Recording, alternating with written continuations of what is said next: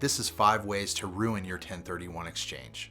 Some people are surprised at how many gray areas there are when structuring an exchange. There are some important rules which are generally clear, however it's important to pay attention because a mistake can ruin your exchange. Here's what's not to do. Number 1. Miss the 45-day identification deadline.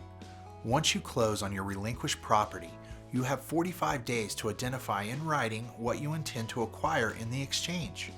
The only exception to this rule is that no formal identification is needed if you acquire the replacement property before the end of the 45-day period. The rule states that the property that is not identified will not be like kind to the relinquished property. Therefore, you are only able to acquire replacement property that you identified. Number 2. Fail to clearly identify what you are going to buy. The replacement property must be identified unambiguously. That generally means using a legal description or street address. The acquisition of a fractional interest in the property requires disclosing the related percentage. Moreover, if improvements will be constructed on the replacement property, you must identify the improvements in addition to the legal description or address. You should provide as much detail about the improvements as is possible. Number 3. Miss the 180-day deadline. Another crucial deadline is the 188-day exchange period. This rule states that you must acquire replacement property by the earlier of the 180th calendar day or the due date with the extension of the taxpayer's return of income.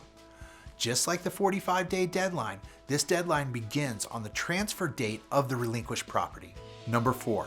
Close before you sign exchange documents. The deferred exchange rules permit taxpayers to use a qualified intermediary, such as First American Exchange Company, to act as an accommodator. A basic requirement of this process is that certain exchange documents must be signed and in place before the date the relinquished property closes escrow. These documents allow property exchanges within the requirements of the tax code. Number 5. Take possession of your exchange funds. Another important rule for a successful 1031 exchange states that the taxpayer cannot have possession or control of the proceeds from the sale of the relinquished property. Upon closing of the relinquished property, the escrow holder will transfer funds directly to First American Exchange Company, thus keeping the taxpayer from having receipt of the funds. First American holds these funds only in FDIC-insured bank accounts, and we never invest them in securities. Furthermore, funds are invested in segregated accounts specific to the taxpayer's tax ID number. Paying attention to these important issues will eliminate most reasons that exchanges can fail. Thank you for watching. If you would like other educational materials, visit us online.